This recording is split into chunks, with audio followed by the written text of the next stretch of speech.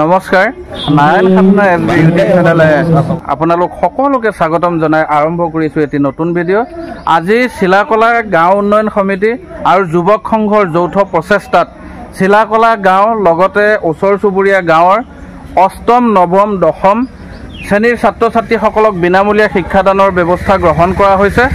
এতিয়া আমি যাওঁচোন এই কাৰ্যসূচীটো যিসকলৰ উদ্যোগত এই কাৰ্যসূচীটো হৈ উঠিছে তেওঁলোকৰ কিছু বক্তব্য জানো আৰু কেনেদৰে পাঠদান চলি আছে আমি তাক জানিবলৈ চেষ্টা কৰোঁ। বলকচোন, তোমালোক কোন ক্লাছৰ ছাত্ৰ ছাত্ৰী? 9ৰ নহয়নে? তোমালোকৰ এতিয়া কি বিষয়ে তোমালোকক পঢ়াই আছে? এইজনে সেই ছাৰজন গণিত শিকাই আছে। কওকচোন ছাৰ, আপোনাৰ অনুভৱ। এটা চিলাকলা গাঁও উন্নয়ন সমিতি আৰু যুৱক সংঘে এটা ভাল পদক্ষেপ লৈছে। বহু বছৰৰ মূৰত চিলাকলা গাঁও উন্নয়ন সমিতি আৰু যুৱক সংঘৰ সহযোগত বিনামূলীয়া পাঠদান শিবিৰ এটা আয়োজন কৰিছে আৰু তাতে মই গণিতৰ পাঠদান তেওঁলোকক কৰাই আছোঁ আৰু ছাত্ৰ ছাত্ৰীসকলৰ ভাল এটা সঁহাৰি পাইছোঁ। ভাল লাগিছে। এনেধৰণে যদি গাঁওখনৰ মানে উন্নতি হওক, সেই শৈক্ষিক জগতখনক এক আলোড়ন সৃষ্টি হওক, তাকে আমি কামনা কৰিছোঁ। তোমালোকে এই ছাৰজনে যে শিক্ষা দি আছে তোমালোকে বুজিব পাৰিছানে? পাৰিছা না? কেনেকুৱা লাগিছে শিক্ষা গ্ৰহণ কৰি? আমি বৰ্তমান আন এটা ৰুমত সোমাই আহিছোঁ। ছাত্ৰ ছাত্ৰীসকল কোন ক্লাছৰ? দশম শ্ৰেণী। তোমালোকৰ কেনেকুৱা লাগিছে এই বিনামূলীয়া শিক্ষাদান ব্যৱস্থাত তোমালোকে অংশগ্ৰহণ কৰি? কেনেকুৱা লাগিছে? অনুভৱ কেনেকুৱা তোমালোকৰ? এতিয়া বৰ্তমান কি বিষয়ে পঢ়াই আছে? মেথ। তোমালোকে বুজি পাইছানে বাৰু? আৰু ইয়াতে যিজন শিক্ষকে পঢ়াই আছে ছাত্ৰ ছাত্ৰীসকলক, এইজন ছাৰ, কেনেকুৱা লাগিছে? ভাল লাগিছে। ছাৰ, আপুনি ইয়াত শিক্ষা দান কৰি আছে ছাত্ৰ ছাত্ৰীসকলক, কওকচোন আপোনাৰ অনুভৱটো। এইটো বহুত ভাল লাগিছে। আমি গাঁও উন্নয়ন সমিতিৰ তৰফৰ পৰা বহু দিনৰ আগতে এই শিক্ষা ব্যৱস্থাটোৰে আমি ল'ৰা ছোৱালীখিনিক আগবঢ়াই নিব চেষ্টা কৰিছিলোঁ।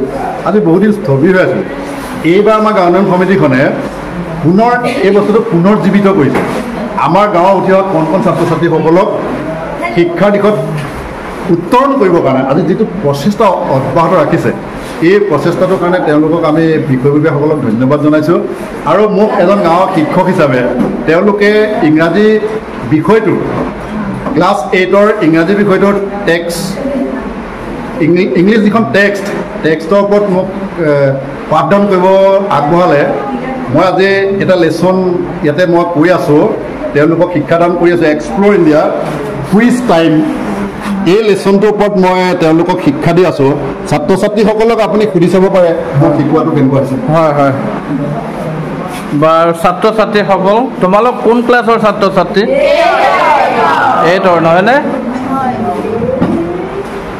তোমালোকক যে শিক্ষাদান কৰি আছে ছাৰজনে, কেনেকুৱা পাইছা তোমালোকে? শিক্ষা ভাল পাইছা? হয়, তোমালোকে ভালদৰে শিক্ষা গ্ৰহণ কৰা। এইখিনি ছাৰে যিখিনি কথা তোমালোকক শিকাইছে সেই কথাখিনি তোমালোকে ভালদৰে আয়ত্ব কৰিবলৈ চোৱা আৰু ঘৰত এইখিনি প্ৰেক্টিছ কৰিবা আৰু ভৱিষ্যতে তোমালোকে পঢ়া শুনা কৰি এজন সৎ মানুহ, সমাজত নেতৃত্ব দিব পৰা এজন সৎ মানুহ হিচাপে তোমালোক যাতে চিহ্নিত হ'ব পৰা, তোমালোকে যাতে গঢ় ল'ব পৰা, এয়াই আশা কৰিছোঁ। এইসকল বিষয়ববীয়া চিলাকলা গাঁও উন্নয়ন সমিতি আৰু যুৱক সংঘৰ এইসকল বিষয়ববীয়াৰ তত্বাৱধানত এই বিনামূলীয়া শিক্ষাদান হৈছে অষ্টম নৱম আৰু দশম শ্ৰেণীৰ। আমি এতিয়া এই ধাৰণাটোনো ক'ৰ পৰা আহিল বা ইয়াৰ পৰা কি উপকাৰ হ'ব, আমি ইয়াৰ এজন জ্যেষ্ঠ শিক্ষক আছে নিৰণ ভৰালীদেৱ, তেওঁ নামনি মাজুলী জুনিয়ৰ কলেজত তেওঁ শিক্ষকতা কৰে, তেওঁৰ পৰা বক্তব্যটো জানিব বিচাৰিছোঁ। ই এটা আমাৰ বাবে অতি উল্লেখযোগ্য দিন হিচাপে আমি গণ্য কৰোঁ।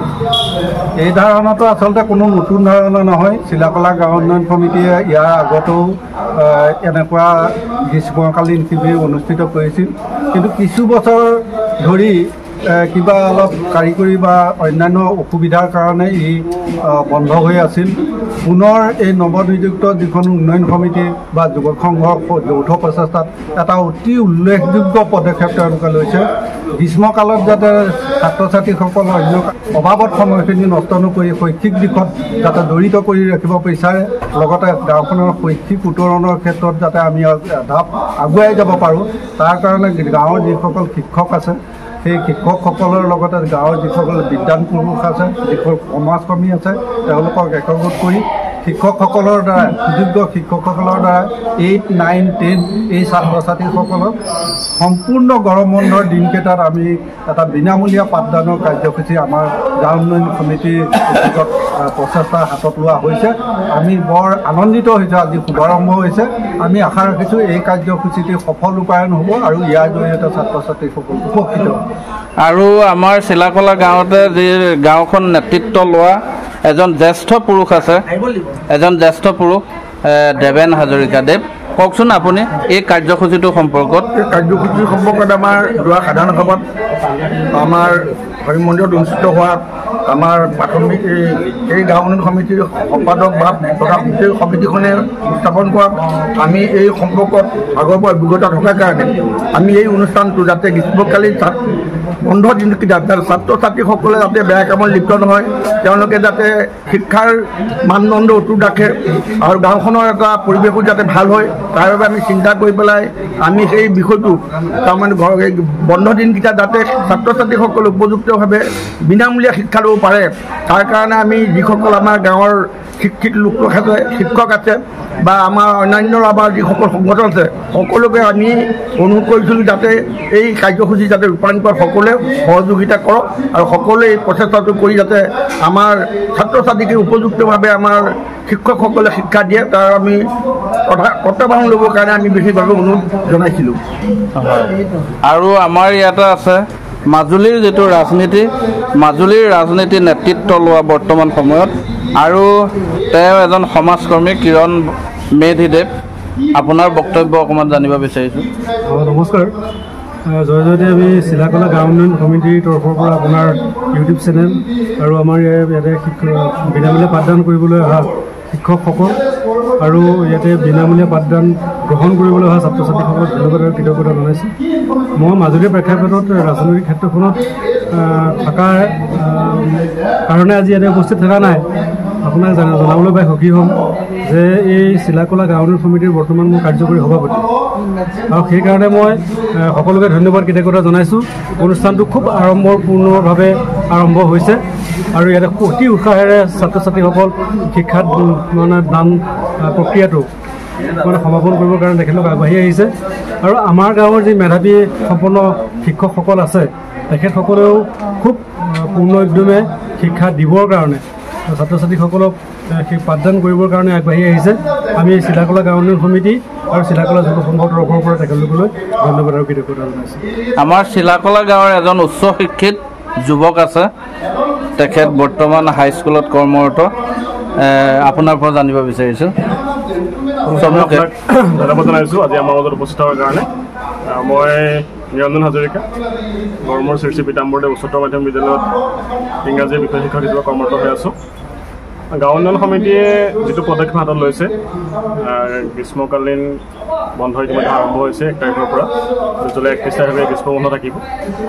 এই এমাহ কালচোৱাত ছাত্ৰ ছাত্ৰীসকলৰ যি শৈক্ষিক দিশৰ যি তেওঁলোকৰ বাধা আহিব বা তেওঁলোক শিক্ষা গ্ৰহণৰ পৰা বাদ পৰি ৰ'ব, এই দিনকেইটা যাতে তেওঁলোকৰ অৰ্থলৈ নাযায়, তাৰ কাৰণে একচুৱেলি আমাৰ গাঁও উন্নয়ন সমিতিয়ে পদক্ষেপটো হাতত লৈছে। আজিকালিৰ দিনত কোনো এটা বস্তু বিনামূলীয়াকৈ পোৱা নাযায়, এটা ডাঙৰ কথা। প্ৰত্যেকটো বস্তুৰ এটা মূল্য থাকে। গতিকে আমি উন্নয়ন সমিতিৰ কথাটো হৈছে কি গাঁওখন উন্নয়ন কৰিব লাগিব। গতিকে গাঁওখন উন্নয়ন হ'বলৈ হ'লে শিক্ষাৰ দিশত প্ৰথম কথা মানুহবোৰ আগবাঢ়ি যাব লাগিব। সকলোলৈকে আমি ধন্যবাদ জনাইছোঁ। ছাত্ৰ ছাত্ৰীসকলে যাতে উপকৃত হয়, ছাত্ৰ ছাত্ৰীসকলে যাতে ইয়াত শিক্ষা গ্ৰহণ কৰি ইয়াৰ যিসকল অভিজ্ঞতা পুষ্ট শিক্ষাগুৰু আছে তেওঁলোকৰ পৰা শিক্ষা গ্ৰহণ কৰি তেওঁলোকেও যাতে সমাজৰ একোজন সুযোগ্য ব্যক্তিলৈ ৰূপান্তৰ হ'ব পাৰে তাৰ আশা ৰাখি এই অনুষ্ঠানটো আয়োজন কৰা হৈছে। অনুষ্ঠানটো আমি দীৰ্ঘায়ু আৰু উত্তৰোত্তৰ কামনা কৰিছোঁ। আৰু এই কাৰ্যসূচীটোৰ মেইন হোতা চিলাকলা গাঁও উন্নয়ন সমিতিৰ সভাপতিদেৱ, আপোনাৰ পৰা জানিব বিচাৰিছোঁ। ধন্যবাদ। মই আমাৰ গাঁও উন্নয়ন সমিতিৰ নতুন কাৰ্যসূচী আৰম্ভৰ পৰা আমি সমাজখন উন্নতিৰ হিচাপে আৰু ল'ৰা ছোৱালীক শৈক্ষিক শিক্ষা আগবঢ়াবৰ কাৰণে আমি চিন্তা কৰিছিলোঁ। আৰু এইসকলে আমাৰ চিলাকলা গাঁওখনৰ নেতৃত্ব লৈ আছে আৰু এইজনো হৈছে চিলাকলা গাঁও উন্নয়ন সমিতিৰ বিষয়ববীয়া এজন কোষাধ্যক্ষ। আপোনাৰ পৰা জানিব বিচাৰিম অকণমান। মই জয়তে মানে উন্নয়ন সমিতিখনক ধন্যবাদ দিম। এইটো কাৰণে উন্নয়ন সমিতিখনে আজি যি পদক্ষেপ লৈছে সঁচাকৈ গ্ৰহণযোগ্য। এই গাঁওখন আগুৱাই নিবলৈ হ'লে শিক্ষা দিশটো মেইন কথা। শিক্ষা দিশটো আগুৱাই নিয়াত আজি উন্নয়ন সমিতিয়ে যিটো ভূমিকা লৈছে তাৰ কাৰণে কিন্তু মই ধন্যবাদ জনাম। হয়, এইসকলে হ'ল এই কাৰ্যসূচীটোৰ মেইন উদ্যোক্তাসকল এইসকল। আৰু আমি জানিব বিচাৰিম আমাৰ এজন চিলাকলা গাঁও উন্নয়ন সমিতিৰ বৰ্তমান উপসভাপতি পদত আছে, আপোনাৰ পৰা চমুকে। ধন্যবাদ। আমাৰ আচলতে উদ্দেশ্য তাৎক্ষণিকভাৱে হ'ল, যিহেতু আমাৰ হৰি মন্দিৰত এখন ৰাজহুৱা সভা হৈছিল আৰু সেই সভাতে আমাক নৱগঠিত এখন উন্নয়ন সমিতি গঠন কৰি দিলে আৰু সেই সভাতেই আমাৰ নৱগঠিত উন্নয়ন সমিতিয়ে সমূহ কৰ্মকৰ্তাই আলোচনা আৰু সিদ্ধান্ত কৰা হৈছিল যে প্ৰাৰম্ভিক অৱস্থাত আমি কোনটো পদক্ষেপত আগবাঢ়িম। সকলোৱে সিদ্ধান্ত কৰিলে প্ৰাৰম্ভিক অৱস্থাত আমি শৈক্ষিক দিশটোকে আমি কাৰ্যসূচীত অন্তৰ্ভুক্ত কৰি লোৱা হওক। আমি ভাবিছোঁ যে সকলোৱে ইয়াত বিনামূলীয়াকৈ শিক্ষা গ্ৰহণ কৰক আৰু গ্ৰহণ কৰিলে নিশ্চয় আমাৰ গাঁওখনৰে বহুত উন্নতি হ'ব আৰু তেওঁলোকৰো ভৱিষ্যত জীৱন গঢ় ল'ব। সেই কামনাৰে সেই আশাৰে আমি এই কাৰ্যসূচী হাতত ল'লোঁ। আৰু আমাৰ মাজত বৰ্তমান উপস্থিত আছে এজন উদীয়মান যুৱক সমাজকৰ্মী তেখেত, আৰু তেওঁ গাঁওৰক্ষী বাহিনীৰ বৰ্তমান সদক পদতো আছে আৰু তেওঁক এজন শিল্পী বুলিয়ে জনা যায়। আপুনি কি ক'ব? আপুনি এই ইউটিউব চেনেলটোৰ জৰিয়তে আমাৰ আজি গাঁৱৰ যিসকল গণ্যমান্য ব্যক্তি তথা নৱগঠিত উন্নয়ন সমিতি আৰু যুৱক সংঘৰ জৰিয়তে এই অনুষ্ঠানটো মানে গঢ় দিয়া হ'ল। এইটো অৱশ্যে আগতো যুৱক সংঘৰ নেতৃত্বত হৈ গৈছে। এইটো এটা খুবেই ভাল পদক্ষেপ বুলি ভাবিছোঁ, যিহেতু গ্ৰীষ্মকালীন বন্ধত ল'ৰা ছোৱালীসকলে মানে বিভিন্ন মানে প্ৰায়বিলাকে তেনেকৈ ঘৰত পঢ়া শুনা নকৰি বা অন্যান্য বিভিন্ন দিশত বিপথে পৰিচালিত হ'ব পাৰে। গতিকে তেওঁলোকক আমি ইয়াতে বন্দী কৰি বা বিজি কৰি ৰাখি শৈক্ষিক দিশত আগুৱাই নিয়াৰ ক্ষেত্ৰত এইটো ভাল কথা। আৰু ভৱিষ্যতে চিলাকলা গাঁওখন উন্নয়নৰ স্বাৰ্থত, গাঁওখন আন্তঃগাঁথনি অটুট ৰখাৰ স্বাৰ্থত কৰিবলগীয়া বহুত কৰণীয় কাম আছে। এইখিনি যাতে সকলোৰে সহযোগিতা পাওঁ তাৰে কামনা কৰি মোৰ মন্তব্য সামৰিছোঁ। আৰু ইয়াতে উপস্থিত আছে চিলাকলা গাঁৱৰ এজন উচ্চ শিক্ষিত যুৱক তথা চিলাকলা গাঁও পঞ্চায়তৰ বিগত 2 বছৰ প্ৰাক্তন সভাপতি। তেখেতৰ পৰা আমি জানোচোন এই কাৰ্যসূচীটো সম্পৰ্কত আপোনাৰ কি মতামত? এই কাৰ্যসূচীটো মতামত দিবলগীয়া কি আছে আৰু মতামত দিবলৈ গ'লে ভাল মতামতেই দিব লাগিব, কাৰণ এইটো এটা শিক্ষাৰ দিশত এটা মানে উন্নতমূলক পদক্ষেপ লৈছে চিলাকলা গাঁৱতে। অৱশ্যে এনেকুৱা পদক্ষেপ আগতো লোৱা হৈছিলে।